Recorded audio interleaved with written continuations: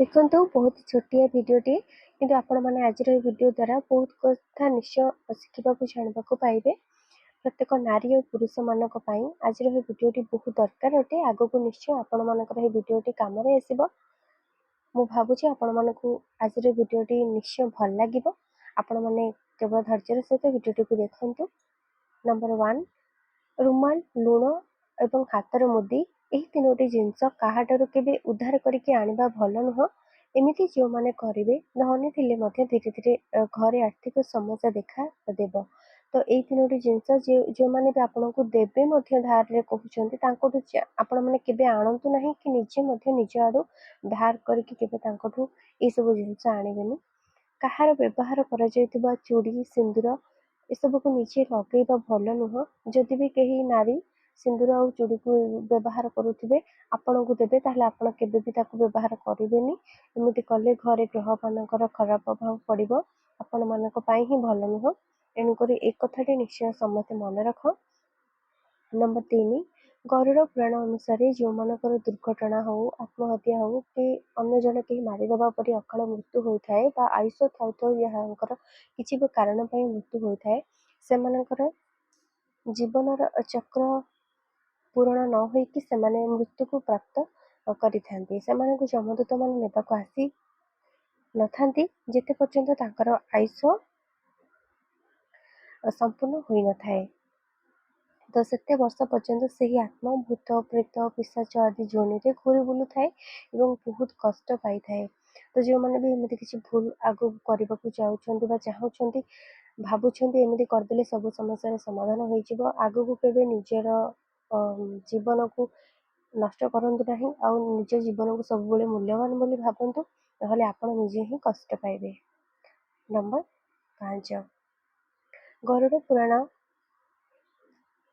ଜୀବନରେ ଥରେ ନିଶ୍ଚୟ ସମସ୍ତଙ୍କୁ ପଢ଼ିବା ଆବଶ୍ୟକ। କାହିଁକି ନା ଏହି ପୁରାଣରେ ଜନ୍ମ ଠାରୁ ମୃତ୍ୟୁ ପର୍ଯ୍ୟନ୍ତ ସବୁ କାମ, ସ୍ୱର୍ଗ ନର୍କର ବର୍ଣ୍ଣନା, ମୃତ୍ୟୁ ପରର କାମ, ମୃତ୍ୟୁ ପୂର୍ବର କାମ ବିଷୟରେ ସମ୍ପୂର୍ଣ୍ଣ ବର୍ଣ୍ଣନା ରହିଛି।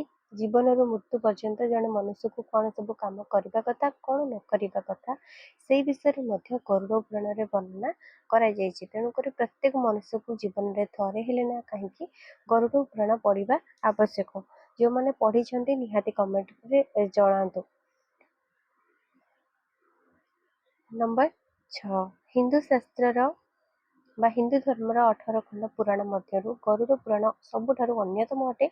ଏହି ପୁରାଣରେ ଗରୁଡ଼ ପଚାରିଥିବା ଜୀବନ, ମୃତ୍ୟୁ, ସ୍ୱର୍ଗ, ନର୍କ ବିଷୟରେ ଯାହା ବି କିଛି ପ୍ରଶ୍ନ ପଚାରିଥିଲେ ଗରୁଡ଼, ତ ଶ୍ରୀହରି ବିଷ୍ଣୁ ସମସ୍ତ ପ୍ରଶ୍ନର ଉତ୍ତର ଏହି ଗରୁଡ଼ ପୁରାଣରେ ଦେଇଛନ୍ତି। ସମସ୍ତେ ଥରେ ଏହି ପୁରାଣକୁ ପଢ଼ିବା ଉଚିତ। ଏହାଦ୍ୱାରା ଆମ ଜୀବନରେ ଆମେ ଯାହା ବି କିଛି କର୍ମ କରୁଛେ ତାକୁ ନିଶ୍ଚୟ ଆମେ ବଦଳାଇ ପାରିବା।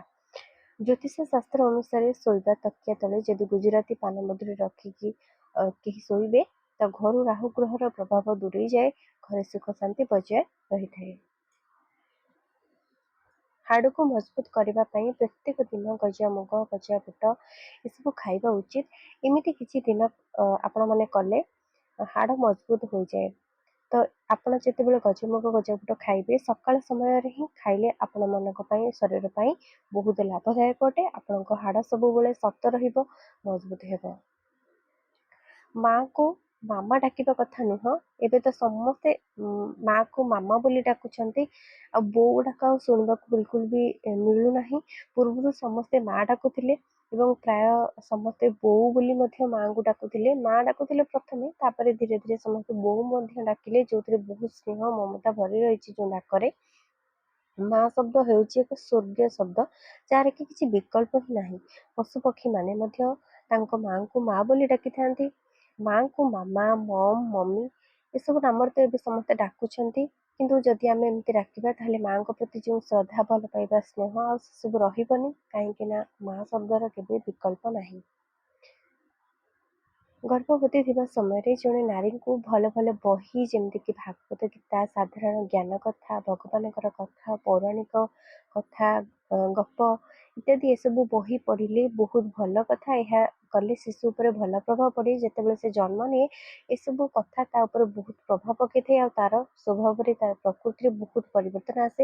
ଆପଣମାନେ ନିଜେ ଦେଖିପାରିବେ। ଯେଉଁ ପ୍ରକାରର ବାହାଘର ହେଉ ପଛେ କିନ୍ତୁ ସ୍ୱାମୀ ଏବଂ ସ୍ତ୍ରୀଙ୍କ ଭିତରେ ଭଲ ବୁଝାମଣା ରହିବା ସବୁବେଳେ ଦରକାର। ସ୍ୱାମୀ ସ୍ତ୍ରୀଙ୍କୁ ସମ୍ମାନ ଦେବା ଆଉ ସ୍ତ୍ରୀଙ୍କୁ ସ୍ୱାମୀ ସମ୍ମାନ ଦେବା, ସୁଖ ଦୁଃଖର ସମୟରେ ଉଭୟ ପରିସ୍ଥିତିରେ ସାଥିରେ ମାନେ ଦୁଇ ଜଣ ଯାକ ସାଥିରେ ରହିବା, ଏସବୁ କଲେ ବୈବାହିକ ଜୀବନ ସବୁବେଳେ ସୁଖମୟ ହୋଇଥାଏ। ତ ଦି ଜଣଙ୍କ ସହିତ ସାଥରେ ସବୁବେଳେ ରହିବା କଥା।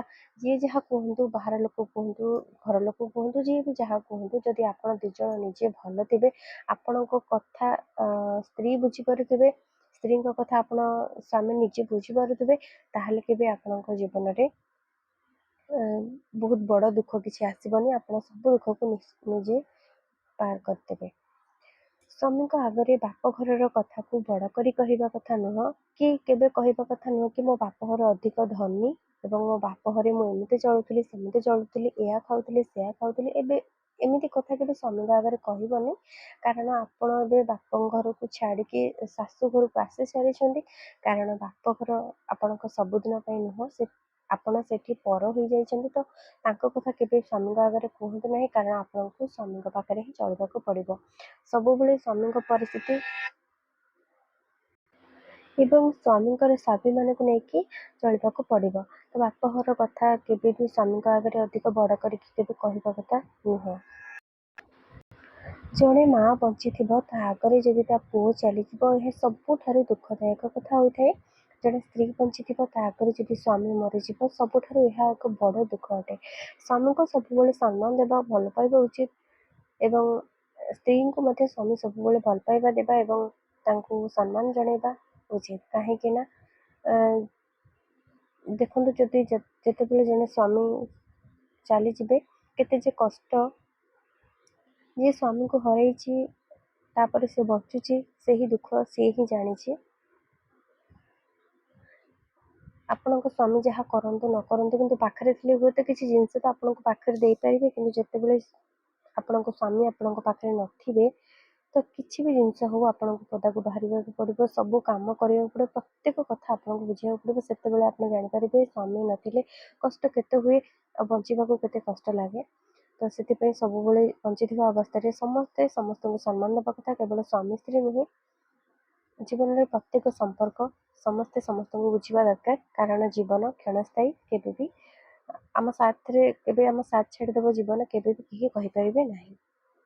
ରୋଷେଇ କରିସାରିବା ପରେ ଗ୍ୟାସ୍ ଚୁଲି ଉପରେ କଢ଼େଇ, ଡେକ୍ଚି ଇତ୍ୟାଦି ରଖିବା କଥା ନୁହଁ। ଏହା କଲେ ଘରେ ଅଭାବ ବଢ଼ିଥାଏ। ସେହି ଘରେ ଲକ୍ଷ୍ମୀ କେବେ ବାସ କରନ୍ତି ନାହିଁ। ସ୍ୱାମୀ ସ୍ତ୍ରୀ ଉଭୟ ଗୋଟିଏ ଥାଳିରେ ବସି ଭୋଜନ କରିବା କଥା ନୁହଁ। ତା ସହିତ ଭୋଜନ କରିବା ସମୟରେ ସ୍ୱାମୀ ସ୍ତ୍ରୀଙ୍କର ବାମ ପଟରେ ବସିକି ଖାଇଲେ ସବୁଠାରୁ ଭଲ ହୋଇଥାଏ, କାରଣ ସ୍ୱାମୀଙ୍କର ବାମାଙ୍ଗୀ ବୋଲି ସ୍ତ୍ରୀଙ୍କୁ କୁହାଯାଏ। ତ ବାମ ପଟେ ବସି ଖାଇବା ସବୁଠୁ ଭଲ। ଗୋଟିଏ ଥାଳିରେ କେବେ ଖାଇବେନି, ମାନେ ଆପଣମାନେ ଅଲଗା ଅଲଗା ଥାଳିରେ ଆଣିବେ, ଭାତ ତରକାରୀ ଯାହା ବି ଆଣିବା କଥା ଆଣିବେ, କିନ୍ତୁ ଗୋଟିଏ ସ୍ଥାନରେ ବସିକି ଖାଇବେ। କିନ୍ତୁ ଗୋଟିଏ ଜାଗାରେ ବା ଗୋଟିଏ ପାତ୍ରରେ ନିଜେ ବାଢ଼ିକି ଏକାଠି କେବେ ଖାଇବା କଥା ନୁହେଁ। ଠାକୁରଙ୍କୁ ପୂଜା କରିବା ସମୟରେ କିମ୍ବା ଭଗବାନଙ୍କର କଥା ଶୁଣିବା ବେଳେ ଯଦି ଆଖିରେ ଲୁହ ଆସିଯାଏ, ତାହେଲେ ଆପଣ ଜାଣିବେ ଯେ ଆପଣଙ୍କ ଉପରେ ଭଗବାନଙ୍କର କୃପା ପ୍ରାପ୍ତ ହେଲା ବୋଲି। ସେହି ସମୟରେ ଆପଣଙ୍କ ମନସ୍କାମନା ପ୍ରଭୁଙ୍କୁ ନିଶ୍ଚୟ ଜଣାନ୍ତୁ।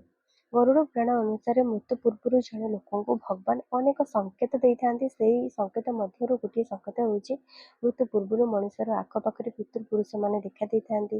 ମୃତ୍ୟୁ ପୂର୍ବରୁ ଆଇନାରେ ନିଜ ଚେହେରା ଦେଖିଲେ ବିକୃତ ଚେହେରା ପରି ଦେଖାଯାଏ। ତା ସହିତ ସବୁଠାରୁ ବଡ଼ ଏକ କଥା ହେଉଛି ମୃତ୍ୟୁ ପୂର୍ବରୁ ଜଣେ ମଣିଷର ଛାଇ ଦେଖାଯାଏ ନାହିଁ। ଏସବୁ ବଡ଼ ବଡ଼ ସଂକେତ ଯାହାକି ଭଗବାନ ପୂର୍ବରୁ ଦେଇଥାନ୍ତି। ତ ଜାଣିବେ ଯେ ମୃତ୍ୟୁ ଆପଣଙ୍କର ନିକଟତର ହୋଇ ଆସୁଛି। ସୂର୍ଯ୍ୟ ଦେବତାଙ୍କୁ ଜଳ ଅର୍ପଣ କରିବା ସମୟରେ ଖାଲି ଜଳ ଅର୍ପଣ କରନ୍ତୁ ନାହିଁ। ସେଥିରେ ଫୁଲ, ସିନ୍ଦୁର, ଅକ୍ଷତ ନିଶ୍ଚୟ ପକାଇକି ଅର୍ଘ୍ୟ ଦେବା କଥା ଏବଂ ସୂର୍ଯ୍ୟଙ୍କୁ ଜଳ ଅର୍ପଣ କରିବା ସମୟରେ 2 ହାତ ମୁଣ୍ଡ ଉପରକୁ ରହିବା ଆବଶ୍ୟକ। ତାପରେ ଜଳରେ ଅର୍ଘ୍ୟ ଦେବା କଥା। ଚରିତ୍ରହୀନ ନାରୀମାନେ ତୁଳସୀଙ୍କୁ ଜଳ ଅର୍ପଣ କରିବା କଥା ନୁହଁ, କାହିଁକି ନା ତୁଳସୀ ଜଣେ ପବିତ୍ର ଦେବୀ ଅଟନ୍ତି। ଜଣେ ପତିବ୍ରତା ନାରୀ ତୁଳସୀଙ୍କୁ ସବୁଦିନ ଜଳ ଅର୍ପଣ କଲେ ଘରେ ସୁଖ ସମୃଦ୍ଧି ବଢ଼େ। ସାମୁଦ୍ରିକ ଶାସ୍ତ୍ର ଅନୁସାରେ ଯେଉଁମାନଙ୍କର ମୁହଁ ଗୋଲ ଥାଏ, ଦାନ୍ତ ମଝିରେ ଏକ ଗ୍ୟାପ୍ ରହିଥାଏ, ସେମାନେ ବହୁତ ଭାଗ୍ୟଶାଳୀ ହୋଇଥାନ୍ତି, ଯାହାକି ସାମୁଦ୍ରିକ ଶାସ୍ତ୍ରର ମତ। ପିତୃପୁରୁଷଙ୍କର ଶ୍ରାଦ୍ଧ ବ୍ୟତୀତ ଅନ୍ୟ ଦିନରେ ପିତୃପୁରୁଷଙ୍କର ପୂଜା ଆବାହନ ଏସବୁ କରିବା କଥା ନୁହଁ ଏବଂ ପିତୃପୁରୁଷଙ୍କର ଫଟୋକୁ ଠାକୁରଙ୍କ ଘରେ କେବେ ହେଲେ ଲଗେଇବା କଥା ନୁହଁ। ଏମିତି କଲେ ଭଗବାନଙ୍କର ହିଁ ଅପମାନ ହୋଇଥାଏ। ଯେଉଁ ସ୍ତ୍ରୀ ଲୋକମାନଙ୍କର କେଶ ଲମ୍ବା ହୋଇଥାଏ ସେମାନେ ବହୁତ ଭାଗ୍ୟଶାଳୀ ହୋଇଥାନ୍ତି।